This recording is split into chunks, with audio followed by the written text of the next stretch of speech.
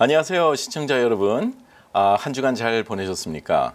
이상적인 재정 이야기를 명쾌하게 풀어드리는 리차드 명과 함께하는 머니톡스. 오늘 그 15번째 시간을 맞았습니다. 네. 지난번 시간에 말씀을 드렸던 그 사업체 재정 보조 그 설계에 관해서 참 많은 문의들을 하셨습니다. 특히 지난 시간에 사업체의 기본 종류와 수익과 자산이 우리가 자녀가 대학을 진학할 때 미치는 그 영향과 또 그것을 어떻게 설계를 우리가 하였을 때 더 많은 베니핏을 얻고 재정 보조를 극대화시킬 수 있는지도 곁들여서 말씀을 드렸죠.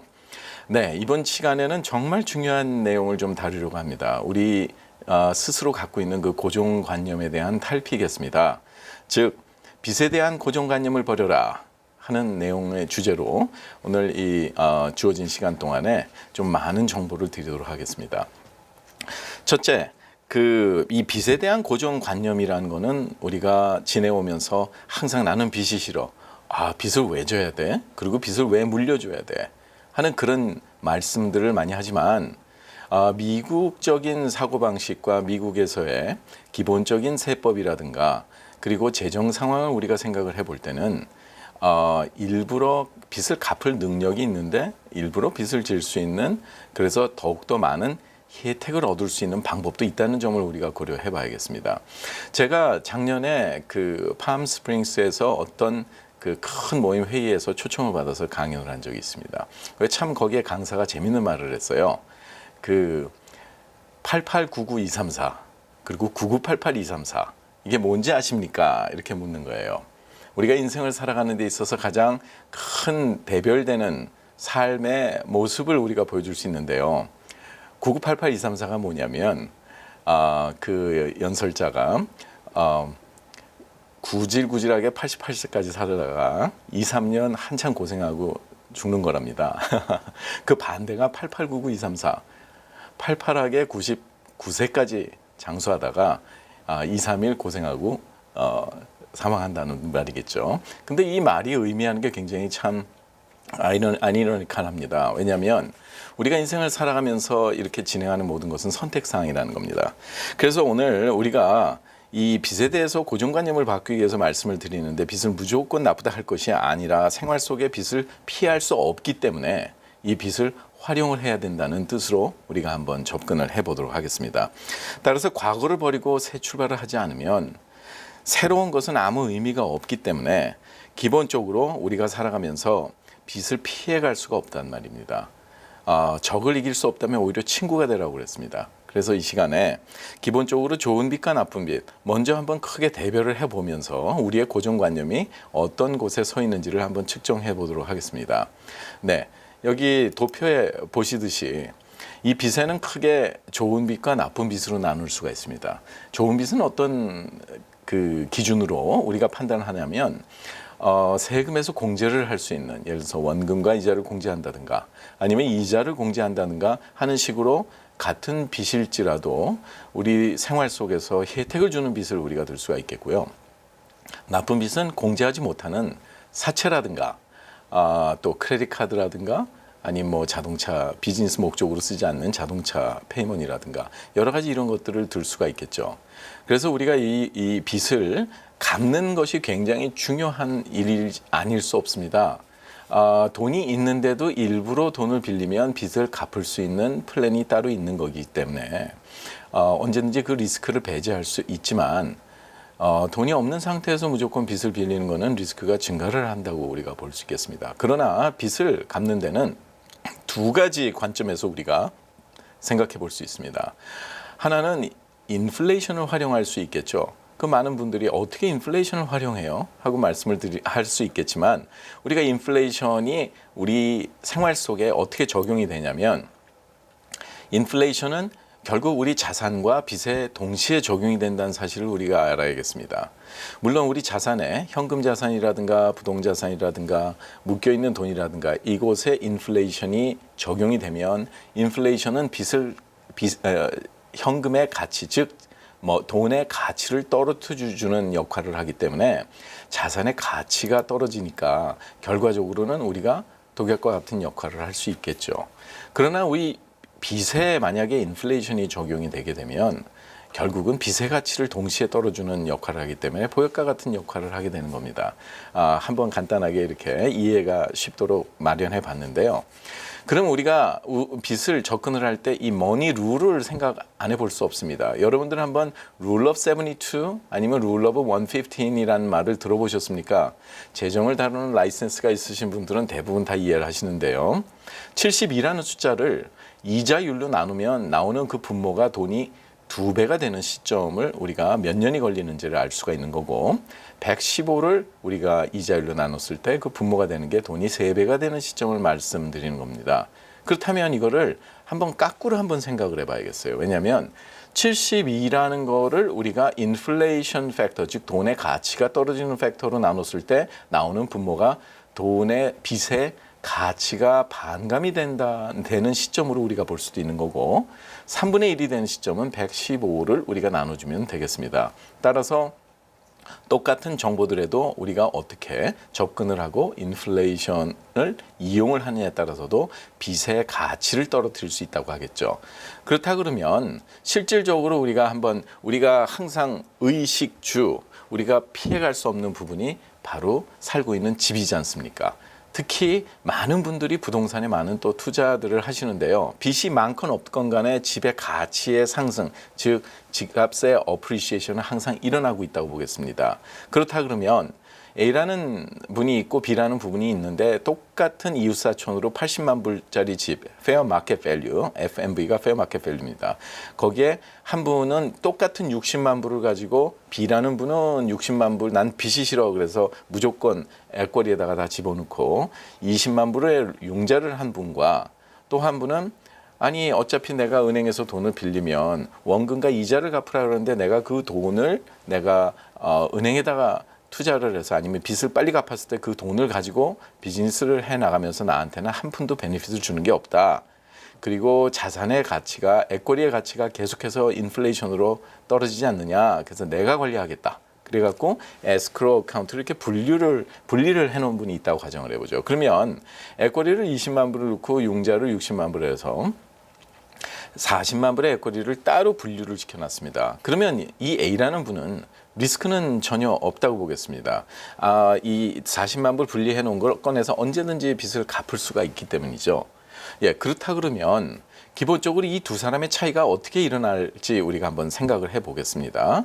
이 A라는 분은 인플레이션이 3%가 앞으로 10년 동안 이루어졌을 때 매년 빚의 가치가 1만 8천 달러, 즉 60만 불에 대한 3%인 1만 8천 달러의 빚의 가치가 떨어지고 동시에 자산의 가치는 20만 불 에코리에 대한 3%, 즉 6천 불의 자산의 가치가 떨어지니까 매년 12,000불의 빚의 가치를 탕감받는 효과가 나겠죠. 그걸 10년을 계속 갖다 그랬을 때 이분은 12만 불에 대한 빚의 탕감 효과를 얻을 수 있었던 거고요. 이와 반대로 B라는 분은 12만 불의 자산의 가치가 떨어지는 효과가 났겠습니다. 따라서 이것을 우리가 만약에 그 A라는 분이 에코리에 40만 불을 분리를 해놔서 현금 자산으로 했을 때 이걸 고정이자 어디 3%라도 넣어주면 10년 동안 이 돈은 53만 7천 불로 우리가 증가하겠습니다.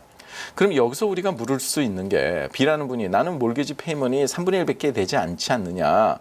하지만 여러분들이 아시겠지만 몰개지 이자를 공제를 하다 보면 공제할 이자가 적어지니까 인컴을 더 보고를 해줘야 됩니다.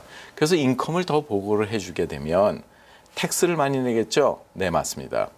그 인컴 텍스가 몰개지 이자보다 더 비싸다는 것을 아셔야 됩니다. 따라서 우리가 살아가면서 똑같은 거지만 어떻게 습관을 달리하고 어떻게 우리가 고정관념이 바뀔 수 있느냐에 따라서도 달라지는 거고요. A라는 분은 그 40만 불을 어디에다가 넣느냐에 따라서 학자금에서 보조를 받을 때도 대부분의 사립대라든가 주립대도 조지아텍이라든가 유니버시티 버지니아라든가 칼리지 윌리엄 앤 메리라든가 이런 데는 전부 다 부모의 자산으로 간주를 해서 에코리를 계산합니다. 최악의 경우에는 5.64%의 가정 분담금이 올라가죠. 그렇기 때문에 실질적인 자녀가 대학을 가기 전에 이러한 고정관념의 그 변화가 있어야 되고요. 그리고 이런 것에 대한 실질적인 계획 그리고 사전 설계는 굉장히 중요한 일이라고 보겠습니다. 따라서 우리가 실질적으로 그 모든 일을 해 나가는 데 있어서 할 수 없는 것을 못해서 혜택을 얻지 못하는 게 아니라 할 수 있는데도 하지 않기 때문에 잃어버리는 기회비용이 매우 크다고 보겠습니다. 정말 이 돈에 관한 머니 룰, 우리가 머니 룰을 잠시 우리가 접어둘 수도 있겠지만 늘 날마다 숨쉬는 순간마다 내가 어떤 방식으로 내 자신을 설계를 했느냐에 따라서 기본적으로 하루하루가 나의 부를 축적해가는 하루가 될 수가 있고 아니면 나의 부가 삭감이 되는 하루가 될 수 있다는 것을 여러분들께 분명히 말씀을 드릴 수가 있습니다. 그렇다면 우리가 빚을 갚는 방법 중에는 내가 내 돈으로 갚는 것처럼 어리석은 게 없습니다. 그죠? 그러니까 돈을 갚아줄 수 있는 플랜을 갖는 것이 훨씬 더 저렴하게 맥히는 일입니다. 예를 들어서 내가 이 텍스 브래킷, 즉 세율이 20%인 분은 1달러 빚을 갚기 위해서 1달러 20센트를 벌어야만이 20센트의 세금을 내고 1달러 빚을 갚을 수가 있겠죠. 하지만 그 1달러 중에서 15센트 정도만 빚을 갚아줄 수 있는 플랜을 우리가 가져도 85센트를 우리가 실질적으로 우리 자산에 운영해서 굴릴 수 있게 됩니다. 거기서 5센트의 수익률을 받다고 했을 때는 결과적으로는 10센트 정도 뺏기는 빚을 갚을 플랜을 갖는 데 들어간 비용이 아니고요. 매년 인플레이션이 평균 20년 평균을 봤을 때 3.5%가 적용되고 있는 것을 우리가 비교해 보면 그 10센트 중에서도 3.5%의 빚의 탕감 효과가 나니까 결과적으로는 6.5센트 밖에 들어가지 않는 것이고 그렇게 빚을 갚아줄 수 있는 플랜에다가 그런 비용을 지불을 했을 때 그 안에 캐시가 쌓인다든가 수익률을 가져다 준다면 그것 또한 코스트를 리커버리 할 수 있는 그런 실질적인 플랜이 되는 겁니다. 내가 스스로 빚을 갚기 위해서는 다 갚지도 못하고 말만 많이 남기고 가는 경우가 많겠죠. 네. 하지만 이 빚을 갚아줄 수 있는 플랜을 내 주머니 돈이 안 들이고 얻을 수 있었다면 그것처럼 유익한 게 없겠습니다. 지금 굉장히 중요한 말씀 드렸습니다. 주머니 돈이 안 들어간다는 것은 no additional out of pocket money가 들어간다는 겁니다. 그거는 내가 저축하는 방식으로 얻을 수가 없습니다. 항상 돈에는 이 cash flow management이 있습니다. 이렇게 돈은 money in motion 이렇게 움직여야 되는데 이제 굉장히 중요한 일이죠. 이게 우리가 빚에 대한 고정관념을 탈피시키게 만들고 그렇게 움직이는 과정 속에서 나한테 혜택을 줄 수 있는 그런 재정 도구를 활용을 한다면 주머니 돈을 들이지 않고도 더 많은 베니핏을 얻을 수 있다고 우리가 보겠습니다. 그래서 살아가면서 정말 뗄래야 뗄 수 없는 빚에 대한 고정관념. 미국은 신용사회라 했습니다. 과거에 얼마나 빚을 졌다가 갚은 기록에 히스토리가 있느냐. 현재는 빚이 있지만 딜링컨 시키지 않고 얼마나 잘 메인터넌스를 할 수 있느냐. 그리고 앞으로 미래에 빚이 있건 없건 얼마나 더 빌릴 수 있는 능력이 있느냐. 전부 다 남의 돈입니다.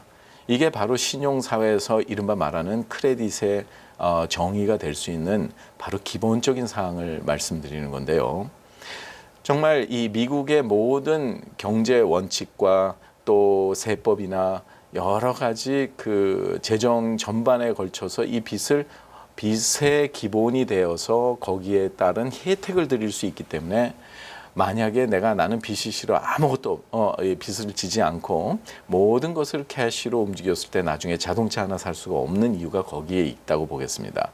따라서 우리가 정말 참 재밌죠. 여러분들 생각하지 못했던 이런 빚에 대한 고정관념 우리가 탈피를 해야 되겠고요. 다음 시간에는 고정관념의 변화가 필요한 그 재정 설계 방안 세 번째 시간으로 그 복리이자가 미치는 재정 설계의 그 득과실 그거 굉장히 중요합니다. 무조건 돈이 복리만 잘한다고 우리가 혜택을 보는 게 아니라는 사실을 여러분들께서 염두에 두셔서 실질적인 혜택을 더욱더 받으실 수 있고 자녀가 대학을 진학을 할 때 준비해야 되는 CSS 프로파일 이 모든 것을 어떻게 그런 증가를 피해갈 수 있는지도 겸해서 말씀드리면서 아침 저녁으로 안팎으로 날씨가 환절기라 싸늘합니다. 여러분들 건강 유의하시고 이 다음 시간에 더욱더 알차고 기본적인 내용에 충실해서 여러분의 안방을 다시 찾아뵙도록 하겠습니다. 리차드 명이었습니다. 감사합니다. KTN 머니톡스는 학자금 무상 보조의 모든 것 AGM 인스티튜트 제공입니다.